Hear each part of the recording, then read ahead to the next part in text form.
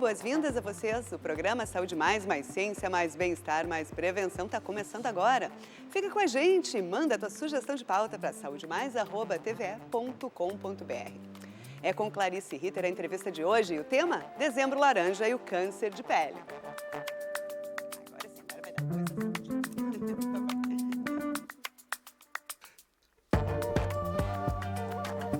Clarice Ritter é médica dermatologista do Hospital Nossa Senhora da Conceição.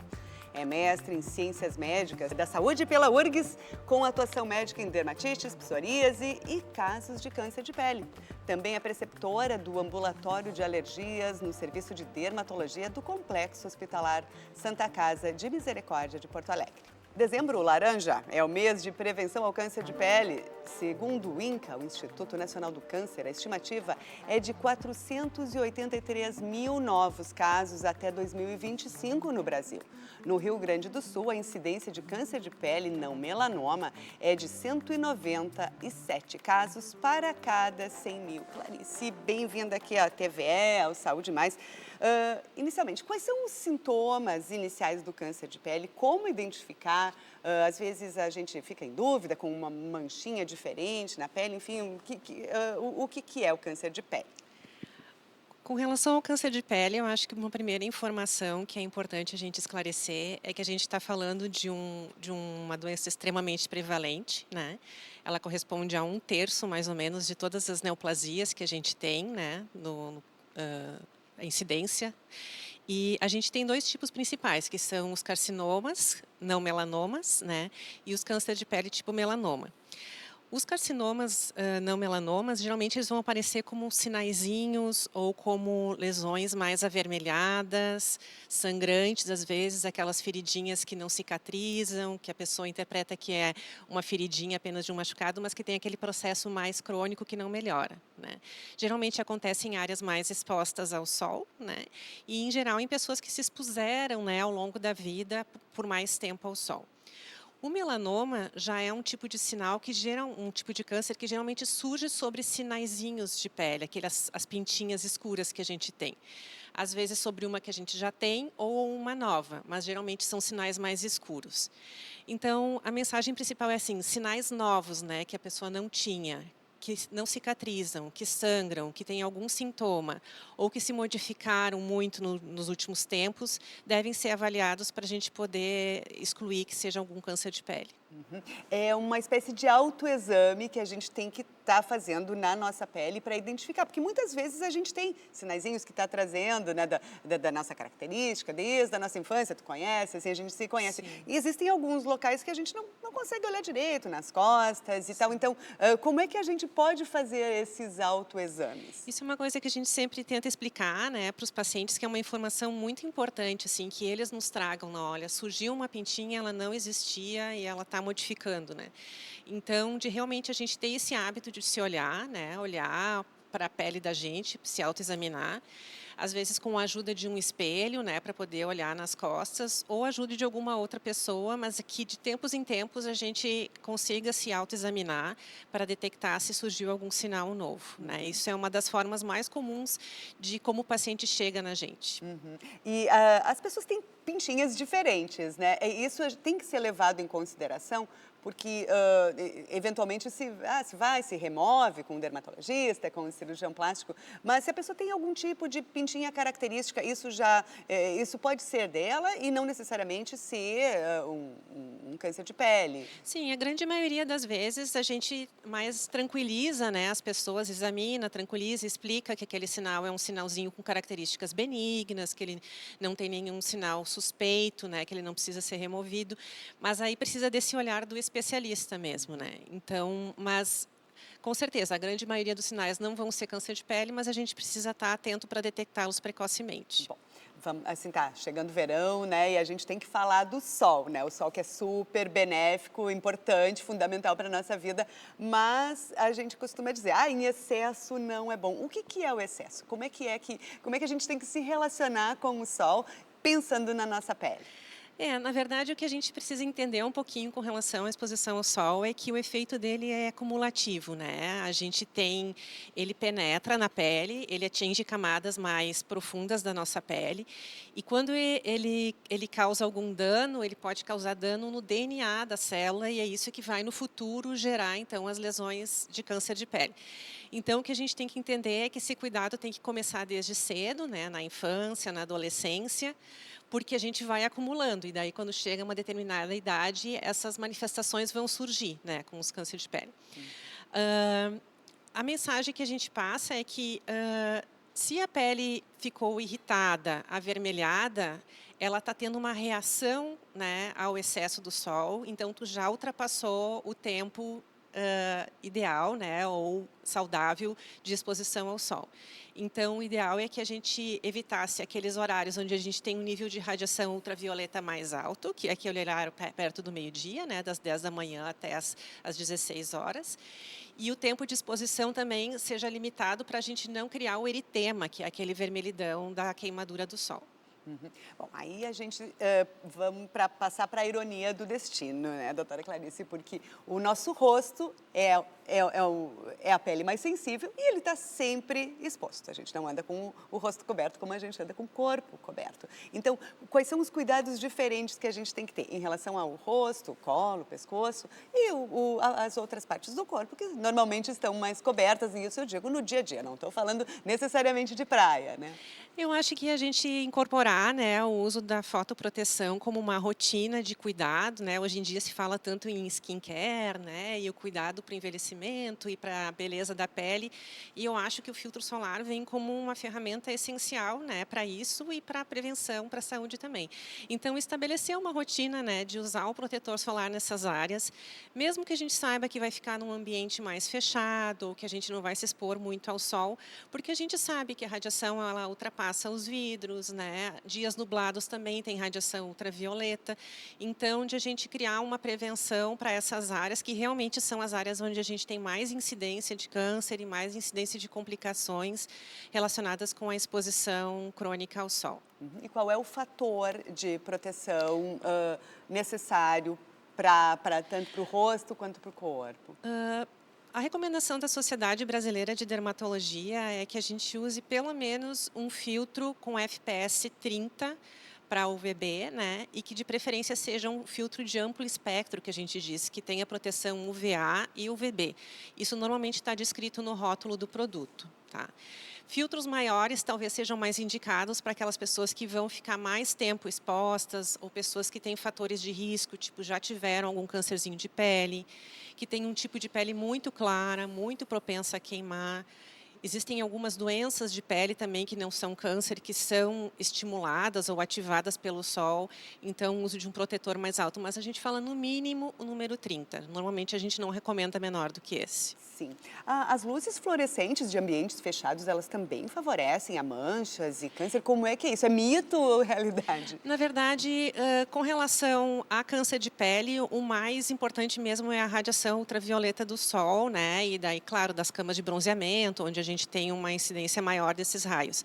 Essas luzes mais dos ambientes internos, dos LEDs, assim, a gente elas têm uma influência na qualidade da pele, mas o efeito para risco de câncer de pele não é tão bem estabelecido, né? Mas mais para envelhecimento, manchas, a gente acaba prevenindo também. Uhum. O grupo de população mais suscetível ao câncer de pele é a população caucasiana, né? De pele mais clara. Existem outros grupos também que merecem ser citados. Eu já vi muitas pessoas de pele preta, não, eu não preciso de proteção solar. Isso não é verdade. Não é verdade. Eles podem apresentar também câncer de pele. Claro que a cor da pele ela é determinada pela quantidade de melanina, né, que a gente tem, e ela funciona como uma proteção natural, assim, mas a pessoa não está isenta de desenvolver um câncer de pele por ter a pele um pouco mais escura, tá? A gente, aqui no sul, né, e no sudeste, a gente tem uma população que é extremamente propensa, por isso que a gente tem uma incidência muito alta de câncer de pele, tanto não melanoma como melanoma, justamente relacionado relacionado ao tipo de pele. Então, a pele clara, o olho claro, né? Essa tendência a queimar, né, quando pega sol, porque tem pessoas que se bronzeiam com muita facilidade, tem outras que ficam muito vermelhas. Quanto mais tendência a ficar vermelha, mais risco tu tem, né? E a gente tem também, junto a isso, uma população que se expôs muito ao sol relacionado com as suas funções de trabalho, né?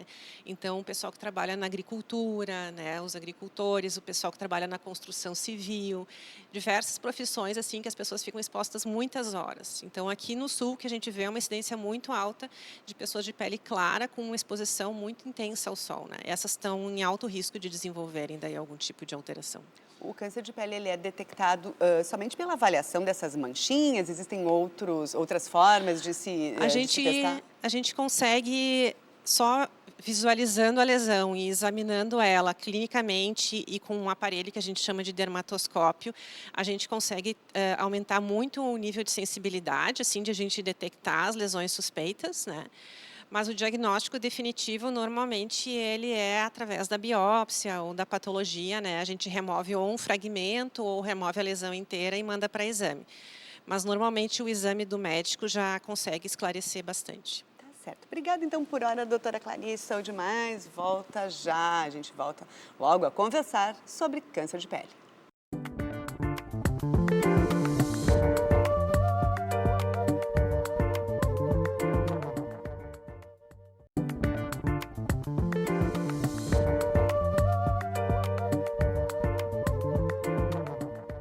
Saúde Mais de volta e hoje a gente está recebendo a médica dermatologista do Hospital Nossa Senhora da Conceição de Porto Alegre, Clarice Ritter, falando sobre o Dezembro Laranja, mês de prevenção ao câncer de pele.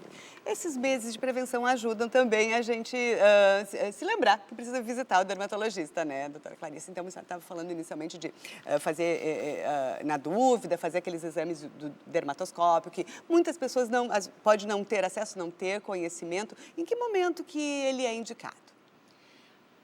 Ele é indicado, então, para aquelas pessoas que têm um risco maior, né? As pessoas que já tiveram algum tipo de câncer de pele ou que têm familiares, né? Principalmente na questão do melanoma, que tem um histórico familiar, né? As pessoas de pele mais clara e aquelas pessoas que têm a presença de muitos sinais na pele, né? Então, múltiplos nevos, elas já partem de um risco maior de desenvolver um câncerzinho de pele. E, na verdade, não existe ainda uma recomendação formal assim para todo mundo passar por esse exame, mas é interessante que quem possa fazer uma avaliação com o dermatologista, pelo menos para ter uma primeira avaliação e determinar a necessidade de fazer um acompanhamento mais frequente, é bastante interessante. Bom, a gente está falando bastante em prevenção, mas a gente precisa também, né, encarar os fatos. E aí eu te questiono, quando a pessoa recebe um diagnóstico de eventualmente um câncer de pele, qual é o tratamento, qual é o primeiro protocolo? Se tem trabalhado muito assim para a gente fazer a detecção cada vez mais precoce, porque isso modifica muito o prognóstico dos pacientes, principalmente com melanoma, né? Então, se a gente pega ele num estágio inicial, a gente tem uma porcentagem de cura de mais de 80%, só com a remoção da lesão, né? Só com a cirurgia da retirada da lesão primária. Os casos mais avançados que podem acontecer, infelizmente, vão necessitar então de terapias mais agressivas, né? E aí muitas vezes vai acabar entrando em cirurgias maiores, né? Retirada de linfonodos, a necessidade de quimioterapia ou de radioterapia. E nas últimas décadas, nos últimos anos, a gente tem tido medicações novas sendo lançadas justamente para controle, né, de melanoma metastático naquelas pessoas com a doença mais avançada, para controle, enfim, da doença, que a gente chama de medicações terapia-alvo, né, ou medicações que ativam o sistema imunológico da pessoa para reagir contra a neoplasia. Sim, esses são os principais desafios no tratamento, porque daí já é um momento forte na vida da pessoa, né, quando ela está em tratamento. Sim, ela vai precisar ser o que a gente chama estadiada, né? Tu determinar o grau assim do avanço da doença e o tratamento vai ser planejado para aquele processo daí. Então, vai depender muito dessas variáveis. Sim, qual é o papel da genética né?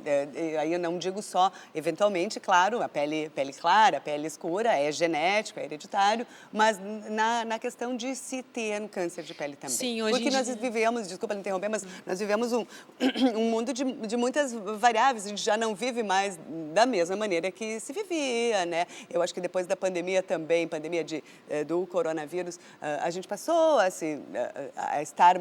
tentar estar mais na rua, a gente vê pelos espaços públicos, né? Então, a gente às vezes pega o sol sem querer também, né, por estar na vida ao ar livre. Sim. Com relação a questões genéticas, ela é importante, principalmente para aquelas pessoas que já têm melanoma ou que têm na família melanoma. Existem testes genéticos que se fazem, então existem mutações, né, que determinam maior risco, né, para algumas pessoas, e essas mutações também vão determinar, então, quais os tratamentos que vão funcionar melhor ou não. Então, claro, fora o fator né, do tipo de pele, essa questão genética ela é importante. E eu acho que, na verdade, essa questão da exposição ao sol, ela tem que conversar muito, né, com essa questão de prevenção assim, do câncer de pele. Claro que as pessoas gostam de estar ao ambiente ao ar livre, né? Isso traz bem-estar, isso é saúde também, né? Mas que a gente consiga aproveitar o sol de uma forma que a gente não traga prejuízos a longo prazo para a nossa pele, né? Eu acho que isso é possível, né? Não são coisas incompatíveis, né? Então, acho que essa é a mensagem. Acho que todo mundo passou por aquela situação de estar na praia e o tal do mormaço queima, não se dá conta, né? E ficou com aquela vermelhidão. Mas agora a gente precisa também encarar outro fato, que existem mudanças climáticas acontecendo. Faz muito tempo que a gente não fala na camada de ozônio, mas ainda eu imagino que com essas mudanças climáticas que a gente está passando ainda é um fator a considerar. Então, qual é o papel dessas mudanças? Talvez isso faz com que a incidência de problemas na pele também aumente? Sim, na verdade, essa questão da proteção relacionada à camada de ozônio, ela é importante e, inclusive, era um dos motivos que se atribuía, então, a gente ter uma incidência tão alta, né, de câncer de pele na nossa geografia, assim, né, na nossa população, assim, porque a gente tinha realmente uma área com menos proteção, né. Acredito que sim, eu acho que essas mudanças ambientais vão ser muito importantes, assim, a gente vai ter que ficar atento para ver como as coisas vão acontecendo, mas que a gente vai estar cada vez mais exposto, enfim, a essas modificações ambientais e isso funcionar como um fator de risco, né? Não só com relação à exposição ao sol, mas as coisas de comportamento mesmo, como tu mesmo falou, né? As coisas comportamentais, enfim, né? Então, sempre manter atento a essas questões. É do seu campo de conhecimento estudos e pesquisas sobre vacina? Não sei se isso existe, é possível, como é que funciona? Está se estudando, na verdade, está no campo da pesquisa ainda, não é uma coisa que está disponível no nosso meio, mas é uma linha de pesquisa e parece que ser promissora. De Para vacina que prevenção de melanoma. ajude ao melanoma. Melanoma. Porque existem vários tipos, então, Sim. claro que é o caso. E essas vacinas, então, há uma possibilidade de ser para pessoas adultas, crianças também? Como é que... Ou Na ainda verdade, não. se É tem? muito inicial ainda, a gente ainda não tem esse tipo de informação. Existem pesquisas acontecendo, mas a gente não tem nenhuma informação nesse sentido ainda. Sim, a gente falou bastante assim do sol, das luzes artificiais, mas as câmeras de bronzeamento já estiveram bastante na moda, eu nem sei se ainda estão na moda. Elas também favorecem a um risco. Sim, inclusive elas são consideradas, elas são proibidas, né? Elas são ilegais, justamente porque já se determinou que existe um risco muito aumentado, né, de câncer de pele quando a gente se expõe, porque a gente vai ter uma quantidade muito grande de radiação ultravioleta recebida num curto espaço de tempo. Além disso, essas camas normalmente elas não são propriamente monitoradas e mensuradas, então não se sabe o quanto que está se expondo, né? Então a Sociedade Brasileira de Dermatologia reforça sempre essa questão que ela não está liberada e que as pessoas devem o máximo evitar esse tipo de bronzeamento. Sim, eu me lembro que quando elas eram legalizadas, a defesa de quem fazia esse trabalho era de que era mais seguro do que o sol, porque só mexia na pele, na epiderme, né? Não ia muito profundo, mas acho que isso não corresponde, Não, né? na verdade é a mesma radiação, é a radiação ultravioleta com esse agravante de que a gente não tinha um controle adequado, né, da quantidade de radiação que se recebia nessas camas. Então, se via muitos acidentes, muitas queimaduras relacionadas com o uso dessas camas bronzeadoras, né? Então, elas são totalmente contraindicadas. Sim, isso também pode ser cumulativo como o sol. Com certeza, com certeza. São pessoas que acumularam mais risco de desenvolver câncer de pele, sem dúvida.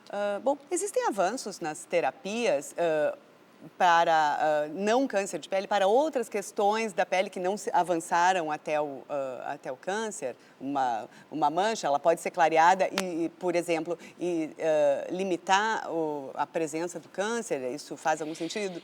Existem alguns sinais que a gente diz que eles são marcadores, enfim, né, pré-câncer, né, que elas seriam uma primeira transformação na pele relacionada com o risco futuro de desenvolver câncer de pele. E eles podem ser tratados, sim, no consultório, podem ser detectados, podem ser tratados. A gente tem diversos métodos, né, a gente cauteriza, né, ou com nitrogênio, ou com determinados tipos de ácidos. A gente pode fazer procedimentos de raspagem, tem uma série de tratamentos disponíveis em que a gente tenta agir naquela pele antes dela realmente desenvolver o câncer de pele e necessitar um procedimento maior, né, uma cirurgia. E, doutora Clarice, a pele da criança, do bebê, é uma pele diferente, né, da nossa pele adulta. É bom para o bebê pegar sol? Qual é a recomendação do sol seguro para um bebê? Não, a recomendação é que realmente se cuide mais, inclusive nessa fase da vida, né? Porque justamente a pele da criança ela é mais afinada, ela é mais sensível, então ela está mais propensa a se queimar, né, com o sol. E as crianças estão sob responsabilidade dos adultos, então cabe a nós ensinar, né, como a gente deve se prevenir. As crianças com menos de 2 anos, idealmente, não devem ser expostas ao sol, né? E a partir dos 2 anos de idade, protegidas como a gente protege o adulto, né? Então, uso de filtro solar próprio para a criança, né? Uso de boné, ficar com camiseta ou debaixo do guarda-sol, né? Evitando, então, as queimaduras. O filtro solar, todo esse que a gente encontra na farmácia, no supermercado, que está ali acessível, ele é eficaz? Sim. Ou ele precisa... Porque muitas vezes a gente vai na dermato, o filtro solar é diferente, o filtro que o dermato recomenda. Mas o que a gente pode dizer desse filtro comercial mesmo? Né? A gente tem assim, a gente tem tem filtros químicos e tem filtros físicos, tá? Os filtros físicos, tudo está descrito na embalagem, tá? Os filtros físicos são filtros mais indicados, então, para crianças, justamente por tu ter menos produto químico, né? E para pessoas que não querem se expor aos produtos químicos dos filtros, mas protegem bem também. E os filtros químicos, todos eles, para estarem nas farmácias, eles foram testados, né? Então, eles são liberados para o uso. E muitas vezes o que diferencia um do outro é mais a questão da textura, da cosmética. Alguns têm cor, outros não têm cor, né? A questão de ser mais oleoso ou de ser mais sequinho vai depender daí do tipo de pele da pessoa, e essa recomendação individualizada para cada pessoa que às vezes o dermato dá é mais para isso, para a pessoa achar um filtro solar que fique mais adequado para o seu tipo de pele, tá? Mas em termos de proteção, todos protegem, desde que usado na quantidade certa, que seja reaplicado, né? E que a gente, mesmo usando o filtro solar, respeite os horários de exposição ao sol. Para a gente encerrar, o Dezembro Laranja vai trazer muitas informações, né? Como é que a senhora vê, assim, a importância de um mês para se falar, né, da proteção ao sol, né, e do câncer de pele? Essa questão do mês laranja, do Dezembro Laranja, ela é muito pertinente porque justamente ela é a porta de entrada para o verão, né? Quando as pessoas estão se preparando, então, para aproveitar o calor e as suas férias. Então, cabe uma reflexão, um lembrete, então, antes disso, né? Que a gente tem responsabilidade no cuidado da nossa pele. É uma campanha que já tem muitos anos, ela foi desenvolvida originalmente, então, pela Sociedade Brasileira de Dermatologia, e ela persiste, trazendo ainda muitos frutos, né? Todo ano, no mês de dezembro, os serviços credenciados, então, fazem um dia de atendimento, né, de rastreamento. Então, esse ano vai ter também, para as pessoas ficarem atentas, né, na divulgação disso, que existe essa possibilidade também de serem examinadas. Tá certo, então. Muito obrigada, doutora Clarice Ritter, aqui pelas tuas informações sobre o Dezembro Laranja e o câncer de pele e a prevenção. Eu que agradeço. O Saúde mais prevenção, mais bem-estar, mais ciência fica por aqui. Te cuida. Até a semana que vem.